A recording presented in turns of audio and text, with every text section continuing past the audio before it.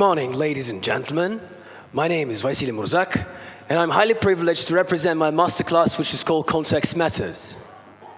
Dear focus group members, could you please take a look at this photo and tell me what you see in it?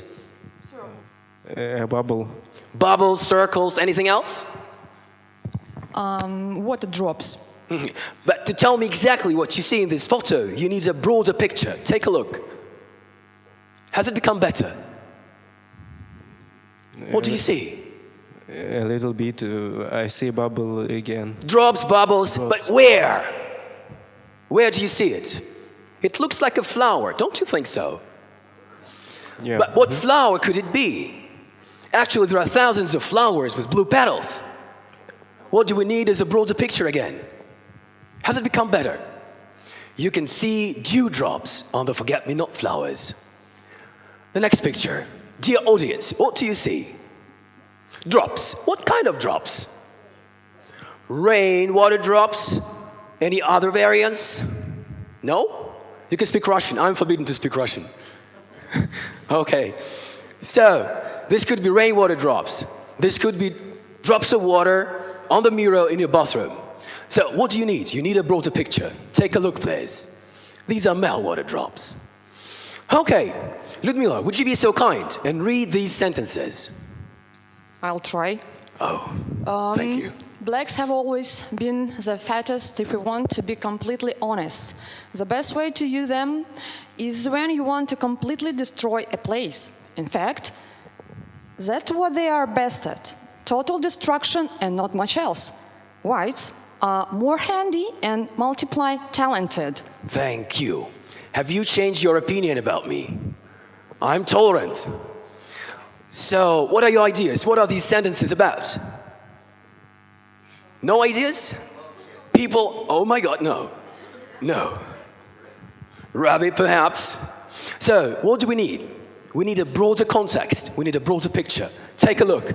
So, blacks are the birds and whites are the birds. Okay, that was a game.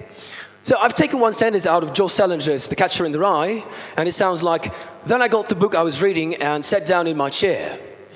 In English, a chair can mean this and can mean this. So how can we guess? We need a broader picture. We need a broader context.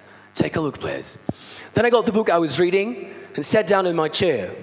So the arms of the chair were in such shape because everybody was sitting on them. Tell me, please, is it possible to sit on the arms of this chair? Well, it is possible, but inconvenient, uncomfortable. So the only option which is left here is this one. Dear focus group members, have you ever watched this film? No, I haven't. Okay, that's okay. So the title of this film is the nickname of a boxer, of a real boxer, who was very, very poor at the beginning of his life. But he became extremely rich thanks to his outstanding boxing skills. But what about the name? It's the nickname of a boxer. So now you know the extra-linguistic context. Can you imagine such a name on the Russian screens? What is that? What is it about? So, the film was translated like that for those who didn't take into account the extra-linguistic context. Now, a little piece of theory. There are two types of context. The linguistic context and the extra-linguistic context. The linguistic context can be subdivided into a narrow context, where you can clarify the meaning of the word out of a small piece of text, which is smaller than a sentence. And a broad context is a context which helps you to clarify the meaning of the word out of a piece of text which is larger than one sentence, but it is still in the text. Unlike the extra-linguistic context, you have to know the background. So, I'm tired of theory. Let me show you the following example. Let's imagine this is the word I don't know. What is that? I don't know. I need a narrow context. Now, it has become clear. This is Donald Duck's food. So now I'm interested. Why is he so angry? Why is he sad? And for that, I need a broader context. Dima, I need a broader context.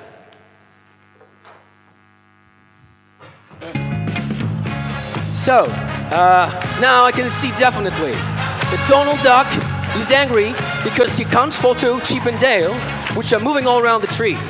Thank you. And I've got a picture that is going to act like the extra-linguistic context. Alan, please. The extra-linguistic context here is that these ideas belong to one man, Walt Disney. Thank you. Boys, you got 5. You may sit down. Let's come back to the presentation. So, what do we need to use context clues? We need to become a detective. We are going to search for the evidence in the body of the text. So, what are we going to search for? We're going to search for definitions and explanations, synonym comparisons or restatements, antonyms, contrast, mood and tone. Let's start with the first one. Piotr, could you please be so kind and read the first sentence? Jack is so vagarious. In other words, you never know what to expect from him. Is it possible to clear out the meaning of the word vagarious out of this narrow context? Непредсказуемый.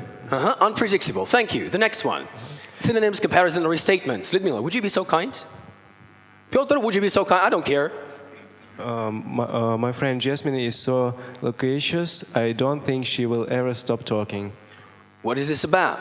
Болтливая. How did you guess? You've got a synonyms phrase. The next one, antonym and contrast. I can read it by myself. I know that Jeff is smart, so I was confused when he did such a vacuous thing as to jump off the roof of our house. So typically, Jeff is smart, but now, as a contrast, he's not smart. Can you guess the meaning of the word vacuous, dear audience? Yeah, that's right.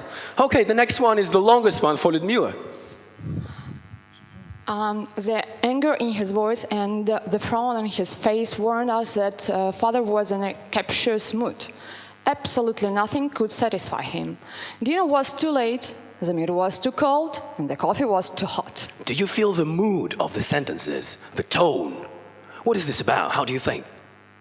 Anybody? Anybody in the audience? Huh? Yes, irritable, bad mood. Капризный. So, that were the examples of the narrow and broad context. But what shall we do about the extra-linguistic context? How can we cope with it? Ladies and gentlemen, dedicated especially to the year of cinema in Russia. Here you are. Have you watched this film? I don't claim that it's my favorite one. No, I don't like it. It's a Tarantino-like controversial film, but I like the title because it really contains the extra-linguistic context. Why? There are 2 meanings in the title of this film. Жмурки is a game, and secondly, жмурик is a slang which was popular in the freewheeling 90s. So, can we, how do you think, bring the 2 meanings in the title of this film into the English language? Is it possible? Your ideas?